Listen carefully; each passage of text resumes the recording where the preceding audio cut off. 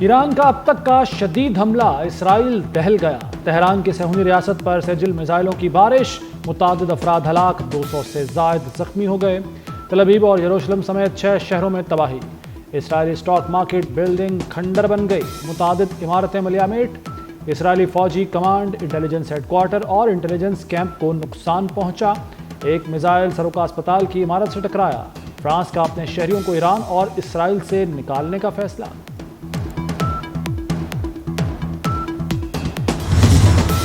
تازہ ایرانی میزائل حملے پر نیتن یاہو آگ بگولا، بولے ایران کو اسپتال پر حملے کی بھاری قیمت چکانا پڑے گی۔ ایران نے جواب میں کہا کہ اسپتال کے پاس فوجی اور انٹیلیجنس دفاتر تھے۔ اسرائیلی وزیر دفاع اسرائیل قاٹس کی ایرانی سپریم لیڈر کو دھمکی، کہا آیت اللہ خامنئی کا وجود اب مزید برداشت نہیں کیا جا سکتا۔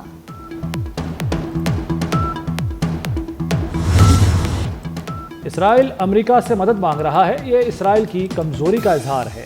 ایرانی سپریم لیڈر آیت اللہ خامنئی کا بیان۔ ایرانی عوام دشمن کے سامنے بلا خوف ڈٹے رہیں، اپنے طرز عمل سے دشمن کو بتا دیں کہ وہ اس سے خوف زدہ نہیں۔ ایران پر حملے کا منصوبہ منظور نہیں کیا، اخبار کو نہیں پتا میں کیا سوچ رہا ہوں۔ امریکی صدر ڈونلڈ ٹرمپ نے ایران پر حملے کے منصوبے کی منظوری کی خبر کو مسترد کر دیا۔ وال سٹریٹ جرنل کی رپورٹ میں دعویٰ کیا گیا تھا کہ ایران کے خلاف امریکی کارروائی جلد متوقع ہے۔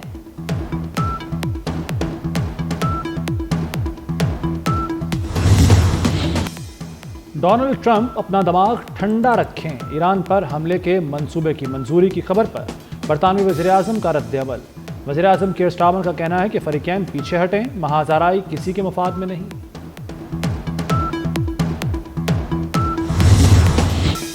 جرمنی، برطانیہ، فرانس کا ایران سے مذاکرات کا فیصلہ۔ ایرانی وزیر خارجہ نے مذاکرات کی تصدیق کر دی۔ ایٹمی تنازع پر مذاکرات کل جنیوا میں ہوں گے۔ امریکہ بھی یورپی وزراء کے مذاکرات پر متفق۔ ایران اسرائیل جنگ پر سلامتی کونسل کا اجلاس کل بلا لیا گیا۔ روس اور چین کی ایران پر اسرائیلی جارحیت کی مذمت۔ روسی صدر اور چینی صدر کا ٹیلی فونک رابطہ۔ شی جن پنگ اور پیوٹن کا اسرائیل ایران جنگ کے سفارتی حل پر زور۔ دونوں رہنماؤں نے اسرائیلی حملے کو اقوام متحدہ کی قرارداد کی خلاف ورزی قرار دیا۔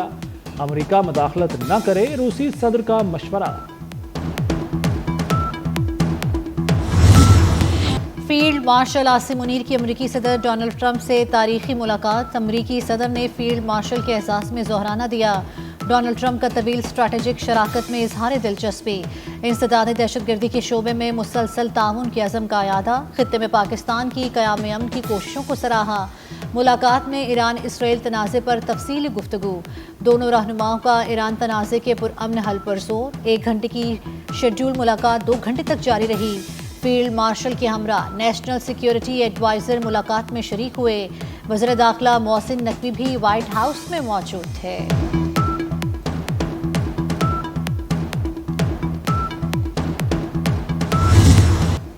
فیلڈ مارشل عاصم منیر سے ملاقات میرے لیے اعزاز ہے، انہیں جنگ روکنے پر شکریہ ادا کرنے کے لیے بلایا۔ امریکی صدر ڈونلڈ ٹرمپ کی فیلڈ مارشل سید عاصم منیر سے ملاقات کے بعد میڈیا سے گفتگو۔ کہا پاکستان ایران کو ہم سے بہتر جانتا ہے۔ فیلڈ مارشل سے ایران کے مسئلے پر بات کی۔ پاکستان کے ساتھ تجارتی معاہدے پر بات ہو رہی ہے۔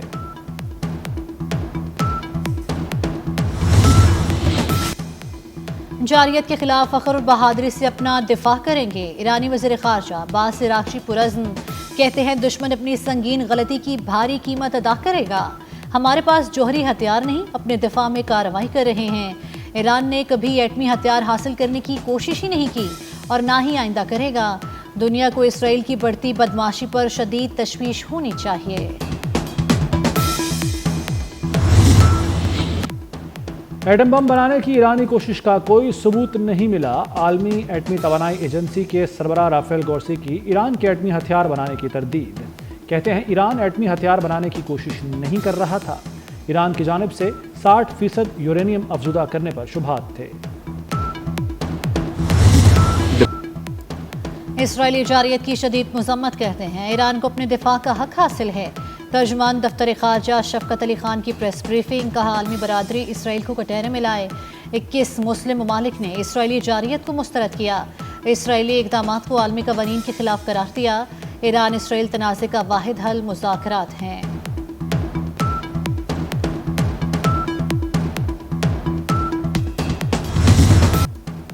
اقوام متحدہ کا ایران اسرائیل میں بڑھتی کشیدگی پر تشویش کا اظہار۔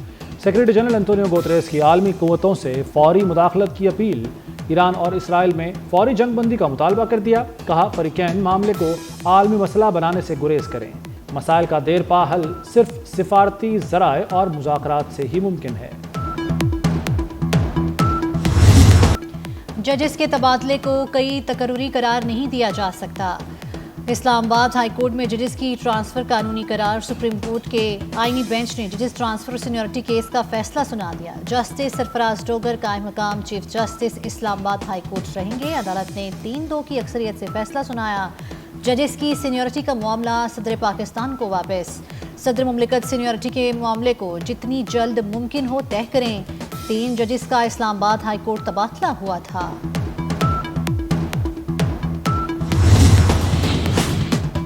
جسٹس امین الدین خان اور دیگر آئینی بینچوں کی مدت میں توسیع منظور۔ چیف جسٹس پاکستان کی زیر صدارت جوڈیشل کمیشن اجلاس۔ کمیشن نے آئینی بینچ کی مدت میں 30 نومبر تک توسیع کی منظوری دے دی۔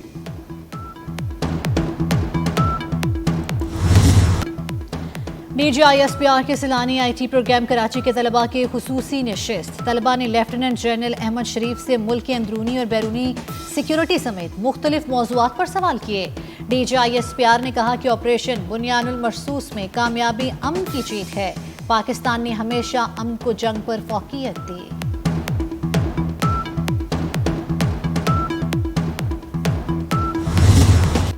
کلینک آن ویلز کے دوسرے مرحلے کا آغاز۔ وزیر اعلیٰ مریم نواز نے باقاعدہ افتتاح کیا۔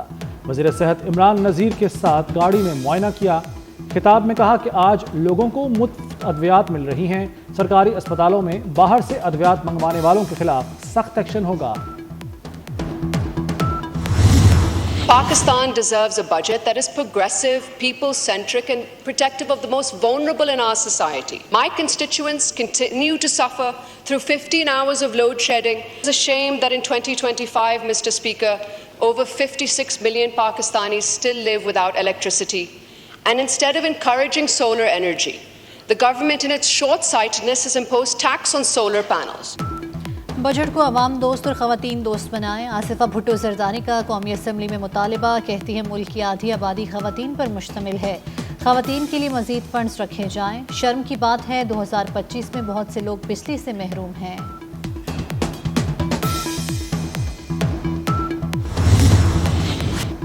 کابینہ کمیٹی نے کاربن لیوی کی تجویز مسترد کر دی۔ سینیٹر سلیم مانڈوی والا کی زیر صدارت قائمہ کمیٹی خزانہ کا اجلاس۔ پیپلز پارٹی، PTI اور سینیٹر فیصل واڈا نے کاربن لیوی کے خلاف ووٹ دیا۔ شہری رحمان نے کہا کہ کاربن لیوی فائنانس بل کے ذریعے نہیں لگائی جا سکتی۔ کاربن لیوی صرف انہی صنعتوں پر لگائی جاتی ہے جہاں کاربن کا اخراج زیادہ ہو۔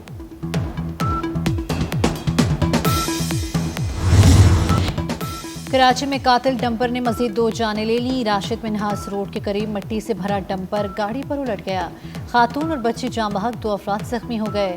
ریسکیو کے مطابق تیز رفتار ڈمپر گاڑی کو اوورٹیک کرنے کی کوشش کے دوران حادثے کا شکار ہوا۔ اسرائیل کے غزہ پر وحشیانہ حملے جاری۔ 24 گھنٹے میں مزید 144 فلسطینی شہید کر دیے۔ حملوں میں 560 افراد زخمی ہوئے۔ عرب میڈیا کے مطابق خان یونس میں اسرائیلی فورسز کی فائرنگ سے خوراک کے منتظر 89 افراد جان سے گئے۔ اسرائیلی حملوں میں شہید فلسطینیوں کی مجموعی تعداد 55,613 ہو گئی۔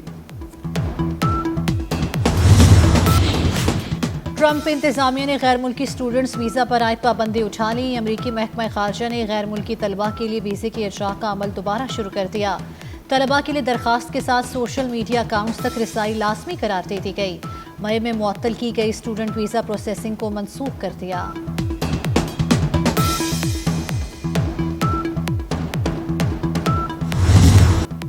حضرت عبداللہ شاہ غازی رحمۃ اللہ علیہ کے عرس کا آخری روز، عقیدت مندوں کی بڑی تعداد عرس کی تقریبات میں شریک۔